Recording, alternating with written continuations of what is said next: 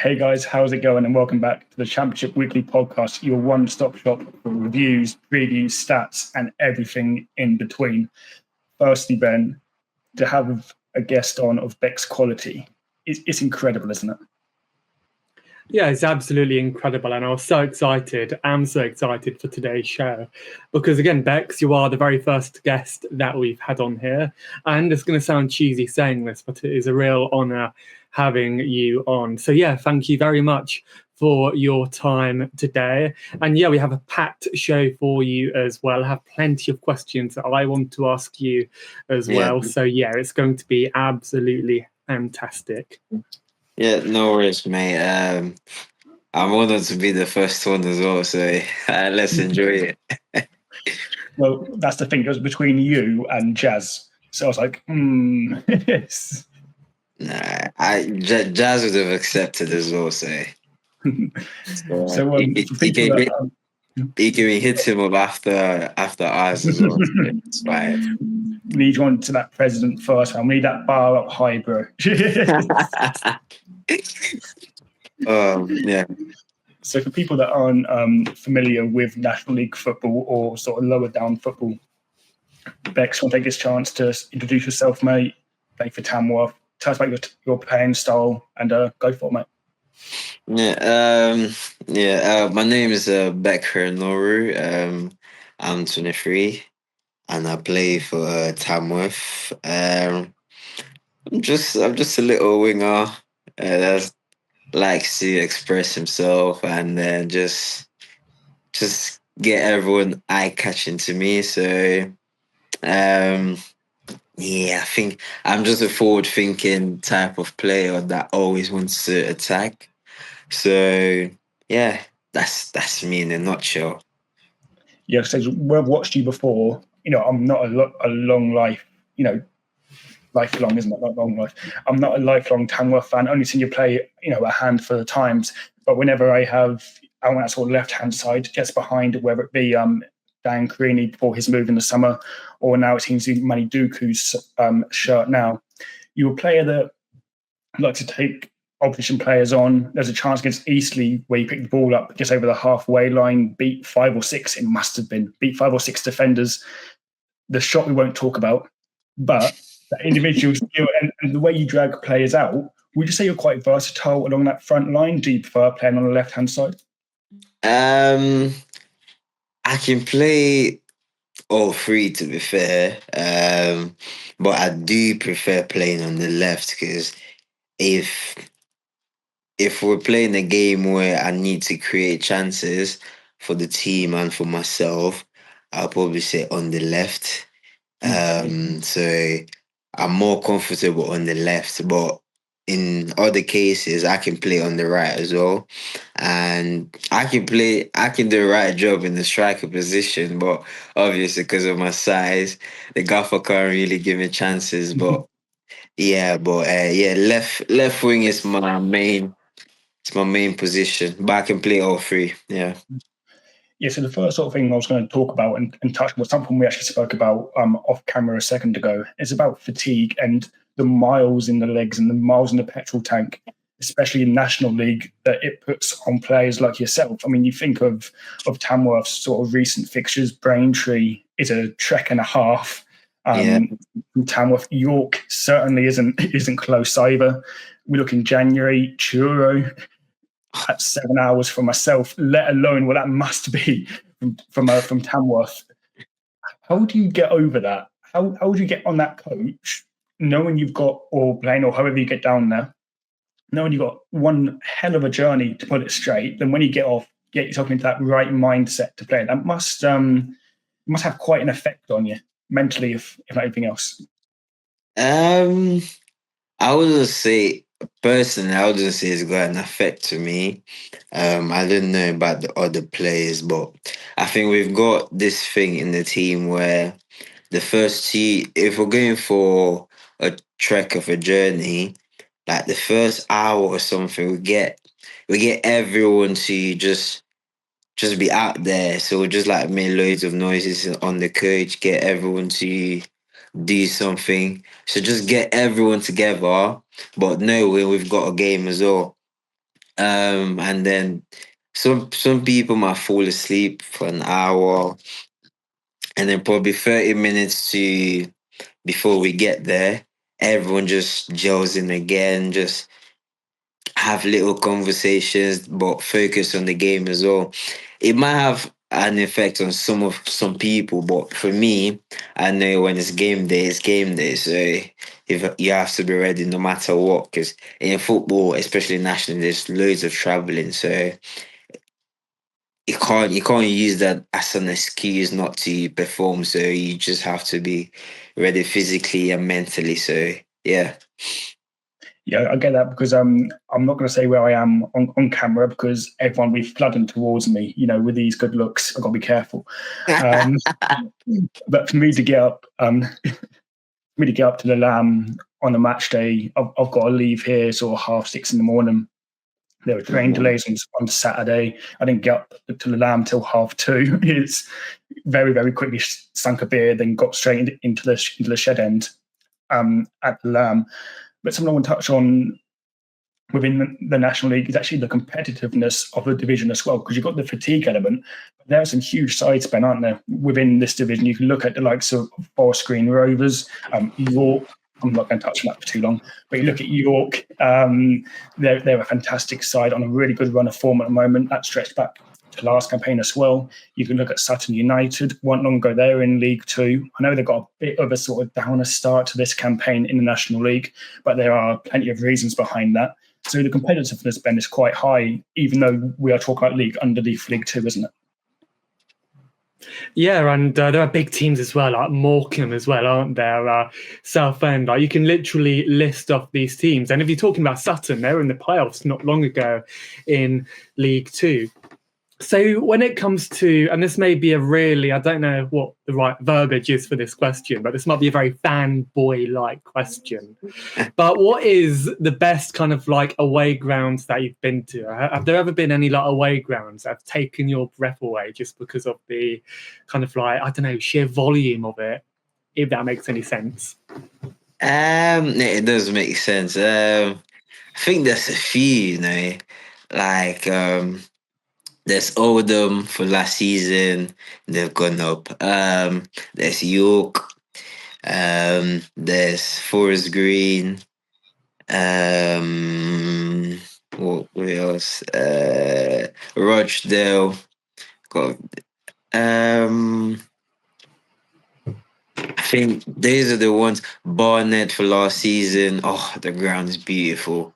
The grass is just so good.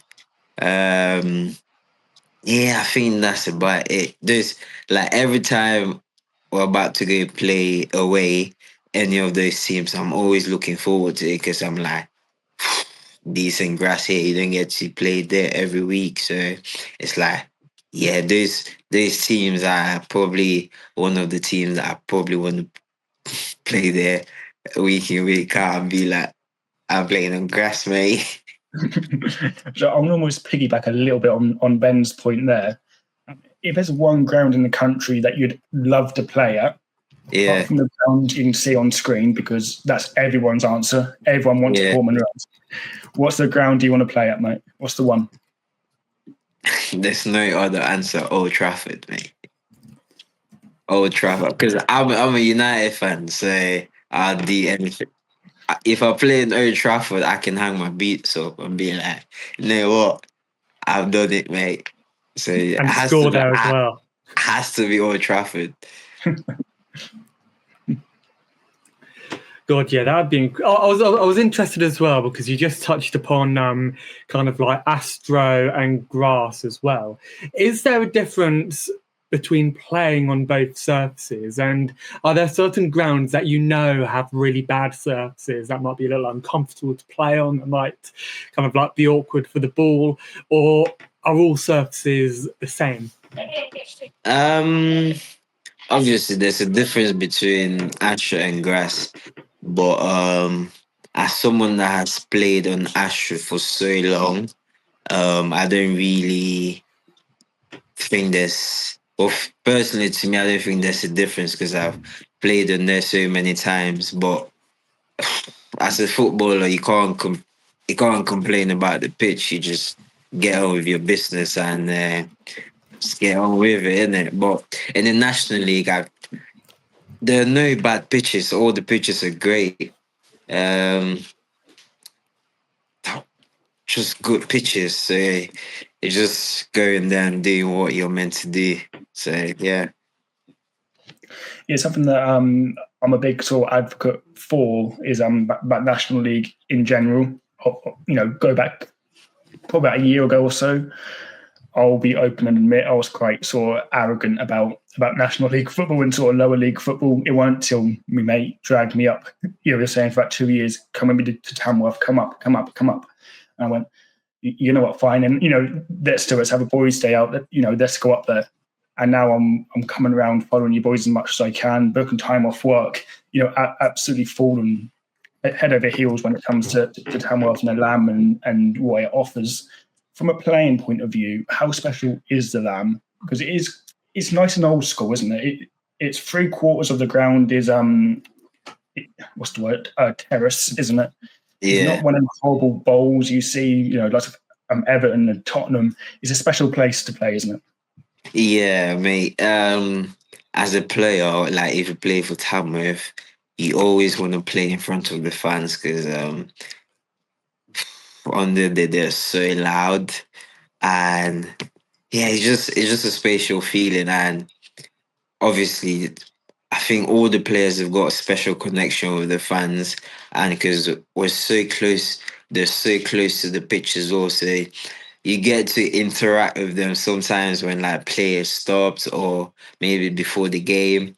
So it's just like really good, if I'm being honest. Yeah. To be fair, I'm glad you mentioned that because it happened on Saturday. Whenever I go down to them, I'm always in the shed end right at the front. And I can't remember exactly when it was in the first half anyway. And Tommy Tonks getting ready to deliver a ball into the box. And I don't know if you remember the exact moment, but the Eastleigh manager, the ball's right in front of him, and he just leaves it. And you can just hear Tommy say as loud as anything, shouting right down, "This isn't the fucking Premier League." It's those little interactions, mate. I absolutely love it. You don't get that anywhere else. It's fantastic. Yeah, I think in non-league, you just get loads of characters, and yeah, it just makes it more fun where people can be unprofessional in a good way and be professional as well. So yeah, those little things, it just makes up your Saturday, innit? And they just get on with it. So yeah, it's just non-league in general is just full of characters. Mate, it's what you want. You got non-league, national league that are full of characters. Then also like yourself, because I know me lifelong Tamworth fans. A guy called Scott's going to be watching this back when we get it out, and he was amazed when I managed to get a reply from you. Because you can message Championship players, couldn't you? Premier League players, all their accounts are going to be locked, aren't they? With message requests turned off. It's to actually get a reply. It's fantastic, isn't it? You've got that human interaction behind non-league football, as well. And as we talk about non-league football, how did you get started within playing? How did your trials come around? Were you playing football at a young age? Were you sort of scouted from there? What was your journey from getting to sort of park football at a young age to being with Tamworth currently? That's a good question. So obviously I'm from Cameroon, so I moved here when I was like 16. And yeah, when I came, obviously I was playing football down in Cameroon as well. So when I came, my dad just said to me, "Oh, do you want to go play for a team or whatever?" I was like, "Yeah, yeah, yeah." I was buzzing, and we called because I'm from Leicester, so we called Elston Park. That was my first team, so we called it under 18s, and the manager then, he's late now. Just said, "Yeah, come in, mate, come in. If you're good, we'll sign you." So I've gone in. My first training, it sounds a bit funny, but my first training session, we've played like small sided games. I was literally just running past everyone, like just running past everyone. And training wasn't over. He just came up to me, oh, where's your dad? I was like, it's over there. So I'm signing you, come back. I was like, okay, cool. He spoke to my dad, and literally before leaving, he took all my details and just said, yeah, I'm going to sign you, mate. So that's how I started playing for Elston Park. And with 3 months playing for the under 18s, I got called up to the first team. They were in step 6 at the time. So 3 months, like I just moved to the first team and I was like, okay. So yeah, I just started playing there. While I was doing that, I was playing for Fox Academy. So it's like a football college, which was run by Christian Fuchs. Yes, I was doing that, play for Elston Park on the 18s and also for the first team. So just that was a lot of football. But back then, you're 16, you don't really care. And you just want to play, play, play, play, play. Yeah, so I just played there for like 2 seasons and a half. And yeah, I was doing very well. And from there, I moved to Barrow. The manager that invited me to go to Barrow got sacked. So I had to go in now to a new manager and do a trial or whatever. So yeah, I've gone in. I think the first 2 weeks of pre-season, because I went in doing pre-season, so it was like a trial period. The first 2 weeks of pre-season, the manager wasn't having me. I was like, oh shit, maybe I should go back to Elston Park. Yeah, it wasn't having me. So the first 2, 3 pre-season games, I didn't even play. I was like, it's pre-season, why am I not playing? So I just had the chat with him and be like, oh, listen, you need to play me, and if you don't like me, just tell me, because I'm a type of player where I'll tell you how it is, but not in a rude way, but just be nice about it. Just be like, oh, you know what? I've seen this. I've seen the people you're playing. I can do better. Give him an opportunity. So I just had the conversation with him. Then the next game I started, I think I scored about 2 goals. He just said, right, yeah, the form's made, just sign it. Yeah, and then from there I just went on to play every single game for Barrow. And I think because obviously I've never been in an academy before, and the manager at the time is a PFA coach. His name is Ian King. Yeah, he was a really good manager. I think apart from my manager now, he's probably one of those managers that I think, yeah, he's done so well with me as well. And yeah, just enjoyed my time there, or club that was. Um, yeah, enjoyed it. And I think my second season, towards the end, I got the call from the manager now at time with Andy Peaks. And I was like, I can't turn this down. So I went straight in. 2 months later, I won the league. And yeah, just been there ever since. So yeah. Yeah, that's all 2 points within there. I'd like to sort of just focus on, if that's all right with you, mate. You mentioned that you moved at 16. How was that? What was that like for you? Because the culture then of might be a couple of technical difficulties. You guys know us by now. If there's not something going on, it's. I have a really cool stat as well to save for the end of the show. Oh yeah, sorry about that, mate. Mate, No worries, these things happen. Don't worry, bro. It's all good, man. Yeah, I had my little brothers walking around, so I had to move. Mate, I had to ask everybody in my house just to stay far away from my room as possible. So Yeah. yeah, so we'll leave all this in, by the way. That starter at the start of the show when we press record and then we're going to end it and start again. That's staying in. We don't do perfect here, mate. That's all right. That's all right. Yeah, so a couple bits within that, mate. I'd like to sort of focus on more. That's okay with yourself. You mentioned about moving over here at 16 from Cameroon. What was that like culturally as well? Because you must have, after growing up over there, then coming over here when you're still a young adult, starting to find your way in the world. So then come over here, it's quite a big task, isn't it? Yeah. I mean, I had my parents with me, so it wasn't that hard. Maybe hard finding new friends and then just like gelling with everyone. But yeah, I didn't find it difficult because I'm I'm an interactive person, so if I meet someone, I always want to have a conversation and then just like get to know a few people. So I just think that helps me a lot because I like to talk to my mates. So I think this is just one of with football as well because you're playing football, you meet loads of people and you just meet new friends. So yeah, I think just the way I am and just playing football helped me a lot. Yeah, 100%. I mean, the social aspect, it's so apparent in National League Yeah, football as well. I mentioned earlier on, didn't get to the Lamb on Saturday till 2:30.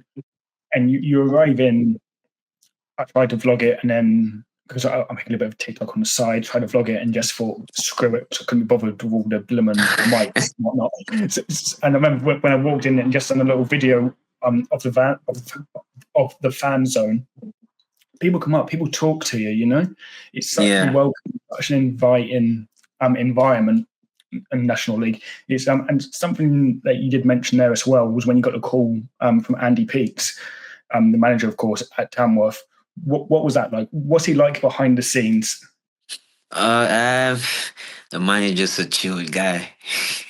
He didn't really talk much except for his team talks and little motivations to start an 11 and all that. But he's just, I'd say he's like a father figure to the players because he always speaks to the players and always want them involved. So I think at the time I didn't know him. So yeah, I just got a text from him. It's like, oh, hello mate, this is time with manager. Can I give you a ring? I was like, yeah, okay.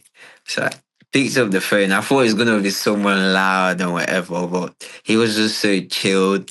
And we just had a good conversation and he said, oh, yeah, we've been looking to get you involved. What are your thoughts? I was like, oh, you didn't have to ask me, man. I'm already signed. So I was like, get me in already.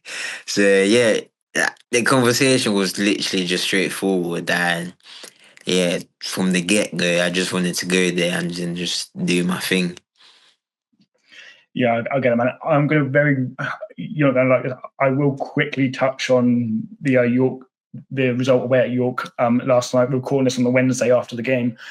If we ignore that result a second and really look at sort of recent form, it's been really, really impressive, really, hasn't it? One loss in the 5 before that, some really good wins in there as well.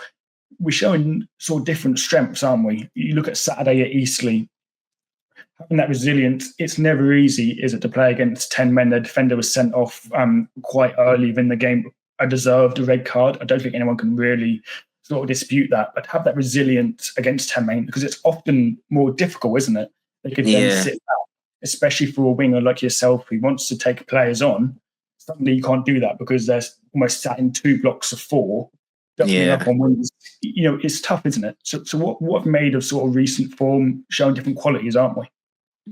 Yeah, I think that's literally just time for you, innit? Because the way we play, we try to frustrate teams, and when teams start getting frustrated, they start panicking, and with the players that we've got, we just start striking. So I think one thing the gaffer always tried to do for the team is try to get the bonding well. So every single player bonds with each other. So it don't matter if it's the winger, the two wingers on both sides, the defenders, every single one just like we're literally just in sync where we know what to do. If you're not starting, you know, if I come on, I've got to do that. If I'm starting, I've got to do this to keep my shirt. So it's just like you didn't have to be told that, oh, you have to defend this. You already know because that's how we play. And not many people like the way we play, but like the time when fans say no one likes us, we don't care. We hear time with. So that tells you everything. So yeah. So I was going to say, when having you in the terrace with us, I remember me, Scott, and Scott's brother. How would that take me so long? But we came up for the Birmingham Senior Cup final. Yeah, yeah. That was a very, very late night. It's about having you in the terrace, man. You wouldn't get this, would you? You wouldn't get this in league football. You were leading the party that night, man. Nah, for me, I'm just someone that likes to interact with people, innit? And obviously, because I wasn't playing because I was injured. Um, I could have gone to the terrace and sat down and then just watched the game and be on my way home. But I thought, you know what? Let's add a little bit of spice to this game. I went to the shed and as soon as I walked in, I was like, "Oh, Beck," I was like, "Boys, let's sing." Don't worry, I'm not here, but let's just sing. So it was it was really, I'll genuinely do it again, but the gaffer won't let me because I've got to stay in the squad now because I'm fit. So yeah. But what if we get Andy Peaks in the terrace as well? Then surely he can't moan at you, right? Oh, you're not getting that, mate. Oh, come on, man. Oh, It's you're not, connection now, bro. you're not getting that. The gaffer needs to be down there. So when you look at your sort of at the start of the season, when you're preparing and you're getting in the right sort of mindset for the upcoming season, you look at your personal aims, your personal goals going into it. What are your aims for this season? I know we're already in September, but what are your aims for this season? The first thing will probably be to stay up. Last season we didn't stay up. We did very well. Some people thought we're getting relegated, but um, you can't really predict football that much. Um, the first aim is to stay up, and then just contribute more on goals and assists. Oh, I don't want to tell the number because it sounds outrageous. I'll keep that to myself. But yeah, I just want to get a few more goals this season. Get a few assists and yeah, just get a few wins. Just get wins on the board as much as possible because um, it's not every week that you're gonna get joy, but the ones that you can win, you have to graft and then just get the 3 points. So if if by May we're looking at 70 points, I'll be buzzing. 100%. I think it's so easy, isn't it, for when people look at the National League in general, clubs, or some clubs anyway, aren't full time. A lot of players have second jobs or jobs on the side, I should say, not second jobs. And then you get the element of fatigue, trying to get annual leave in to actually make yourself available to actually play. Same thing with training as well. It isn't easy, and that element takes a lot of physical sort of strength as well as mental strength. 100%. Talk about that mental stuff. Last time I mentioned this, I promise. After the result against York, Yeah. after the game, travelling back towards Tamworth, and knowing that from tomorrow or Friday, you got to travel down to London to Sutton to have a very, very difficult test there. That's a tough game against Sutton, despite the way they've started. Yeah. How does that play on your mind? What happens there, mate? Um, there's a saying in football, innit? Always get ready for the next game. So obviously the result at York wasn't what we wanted, but there's a next game to get a result.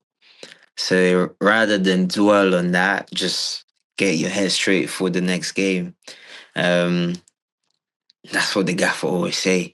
You can't always win some, but that's gone. So prepare for the next one and be even better than the one you lost. So on well, part time was in it, so we got on the coach. Everyone just had little discussions, and yeah, we're just back to normal. I think literally everyone's annoyed that we lost, but the I can tell you every single one on that coach is ready for Saturday. So Tuesday is gone. We can't do nothing to change it now, but you've got another opportunity to make it better. Saturday, go to Sutton, make a statement, keep your shirt, get 3 points. You get the 3 points. Tuesday is forgotten. Now you prepare for the next one now. So that's how football should be. Or that is how Tamworth is. So yeah. Mate, I think that's amazing. That sort of mindset to have this sort of disappointment and I don't think knockback, but knockback of the result on Tuesday. And for everyone's mindset to be, forget it, it's in the past, all focus on Saturday. Does that come from Andy Peakes? Is there certain leaders within the dressing room? Whose voice, if there is an overpowering voice, whose voice is it telling you just to get up and keep going? Yeah, definitely we got leaders in the group like Jazz, the Milno, Hayden, Jordan, and Tongsi. So obviously we've got those leaders and we've got the gaffer as well. Obviously the gaffer is not gonna come in the change room and start saying you a shit, blah blah blah. Nah, he just listen. We've come here for a result. We've not had it. Um, we train Thursday and prepare for Saturday. Saturday needs to be better than today, and that's it. So with that, all the players' minds are already like, okay, cool. That was bad, but Saturday we're gonna make it better. We look ahead, not backwards. That's it, really. Yeah. So when it comes to Sori, your career, it's still very early days, touch wood. What would you say has been the most special moment, apart from appearing on this podcast? I know that's like, it's got to be up there. Tottenham at home, nah. The Championship Weekly podcast, yes. What's been the most special moment so far? I think you've already said in the time with in the Spurs game. For one of my best games ever. If you asked me 4 or 5 years ago, I would be playing against Spurs. I probably said, "You didn't know what you're saying, mate." So, it was a real special moment. So, yeah, I try not to think about it too much, but I still get texts today saying, "Oh, you're that player, you're that player." I was like, "Let it go." It's 4 or 5 months ago. Let it go. No, but yeah, it was a really special moment. Yeah. Mate, that's quality, man. In terms of sort of growing up, was there Yeah. a player that you'd sort of constant's watch and go, that's who I want to base my game off? Were there a couple of players who you watched? Do you have an idol growing up? Um, I'd say when I was in Cameroon, obviously everywhere it goes just Samuel Eto'o. Um, everything was just Eto'o, Eto'o, Eto'o, Eto'o. And when you watch Cameroon play, it just Eto'o. He was so good. I mean, everyone knows he's so good. So personally, I didn't have an idol, but I do watch Eto'o. I do watch Neymar. Um, and what's his name? Oh, what's his name? What's his name? What's his name? And Dembele. So these three players, I think I watched them a lot. But to say an idol, I don't really have an idol. I just I just like what these players do, and I try to like, oh, if I put myself in that position, I can do this, do that, do that. So yeah, that's about it. For idol, nah, I don't really have one. I just enjoy watching a few players and be like, oh yeah, it's really good. So, what sort of, as you're coming towards the end of it now, what's your sort of next steps for you personally? Do you have half an eye on playing in the EFL, making that step up? What's your sort of mindset regarding that? Um, I think any player in my shoes would probably be like, is EFL not kid? Eh? You understand? Um, so obviously, I'd love to get in the EFL one day, God willing. Um, but I'd say I have to focus on the present because the present will get me there. So yeah, I just have to do well and then leave the rest to the clubs knocking about. So yeah. So I'm going to say, man, if you've got one club in the EFL you want to go to, the shirts are behind Ben, mate. Get that contract signed. Ipswich. If it's Norwich, we're deleting the episode. It will never make it to air, man. I'll beat the conversation on Twitter. Never happened. Whichever one comes, I'll look at the papers, innit? Yeah, 100%. I've got a couple of sort of just a couple of little questions before we wrap up, and then I'll pass over to Ben because there's anything that I may have missed. Footballing wise or wider world wise, who's the most famous contact in your phone?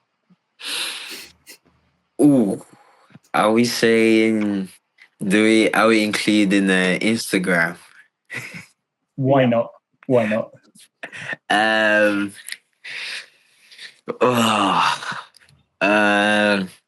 For Instagram, there's this Cardiff player.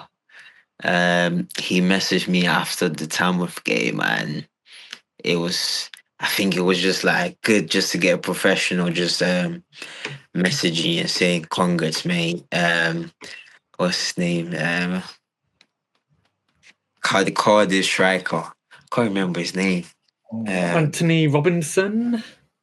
Anthony Robinson, yeah. Is it him? I think it's him.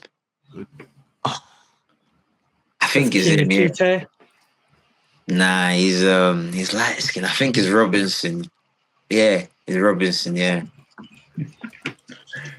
Good ball knowledge, if I am correct.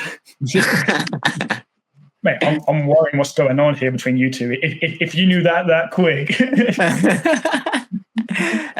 what's going on with it? Nah, it should be Robinson. Yeah, it should be Robinson. And to be fair, mate, that's everything from my end. Ben, I'll pass over to you, mate. Was there anything I may have missed or anything there, mate? So, a question that I really want to ask is: have you ever played as yourself on Football Manager? Because you are in the game. Have you ever managed Tamworth and given yourself like an amazing career on there? And I didn't even know I'm on there, mate. Yeah, you're in a video game. Am I? I didn't know. Yeah, you're in a video game. No, I've never played Football Manager. And genuinely, I didn't know I was in the game. So I'll try and find a way. If I had time, I would get your stats up on here, like your Football Manager stats and things like that. And in the new game, you'll be in there as well. So that's quite cool, though, isn't it? To be in a video game. That is so cool. Surely every time we play is in there, isn't it? Yeah, I mean, I was going to ask whether you get any payments from like Sports Interactive, the people who do Football Manager, but yeah, I assume that's a no. I wish, mate. I wish. I wish. And another question I wanted to ask, and it isn't really a question, it's more of like a cool stat that I found. I found this on transfermarket.com. In 84 games, you've scored 32 goals, which is an absolutely incredible goal record. So, a cool stat right there. Surely that means that an EFL club should come calling eventually. Is this podcast safe?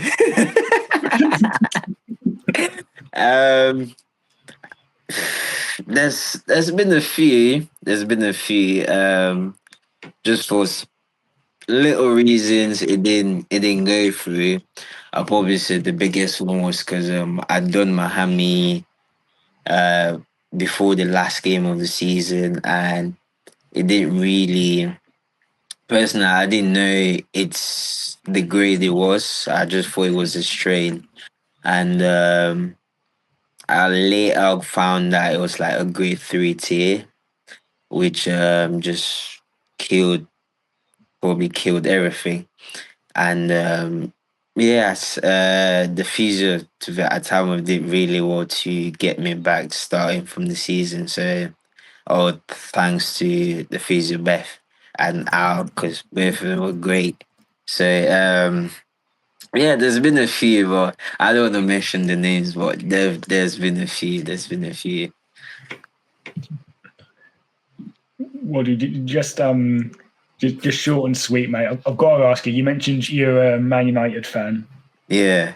Amarin in or Amarin out? Nah, let him stay. Let him stay. Because there's no point. Because I know it's a bigger topic now because we lost to Grimsby and all that, but it's for a Premier League team and a League 2 team. You can't blame the manager. You have to blame the players. Because you go in there, you need to be professional and just get the game over with. So you don't need the manager to bring out a tactics board and say, right, do this, do that. Or you're a professional, so you should know the basics. So I know with United, we just need a bit of time. Obviously, he's signed just a few players, so he's kind of building the squad to what he wants. So I just think he needs time. If you look at Arsenal, which I don't like them, Arteta had to shoot 3 years before getting to where it is. So every manager needs time. So yeah. Exactly that, mate. And I think if I look at Ben for a sign of a facial expression, is that all the questions, mate? You're looking at me very blankly. Yes, I believe it is. Genuinely, yeah, thank you for coming on. Means so much to us both, mate. Yeah, no worries, man. It's a pleasure being here. Well, I'm the first, isn't it? So yeah. You're the first. So if there's anyone else, mate, in the Tamworth camp that wants to come on and audition for an EFL club. No, we can't beat this. We can't beat this. If you message the lads, I think they'll possibly want to get involved. So yeah. Well, I'm gonna, before I pass over to Ben for the outro, I'll just say, watch this space. Oh, do you want me to say it? Oh, I'm always awful. Is it my turn to do the outro? If you want, I mean, you can tell we're professionals here, mate. God, there's been some absolute clangers on here. Some absolute clangers. In the background, I was looking at your profile on the Football Manager, so I'll try and find a way to send that to you. It's quite cool. But thank you very much for joining us here today, Beck. We really do appreciate it. It is, again, a real honour to have you on the show. And you can find us on Twitter, if today's who are watching, at Championship Weekly. You can find us on Facebook as well, Championship Weekly as well. Rhys, where can people find you on social media? If you want some controversial football arguments, which I don't think are controversial, at Rhys Curtis 14. And Beck, do you have anything that you want to plug on here before we sign off? Nah, I think you two have touched on everything. So whoever's watching, accept the text from them and do the interview. So Perfect. And thank you very much to everybody who's watching, and we will see you all next week. And we can't wait for Tamworth to thrash Sutton over the weekend. That will happen. Oh, here we go. Here we go.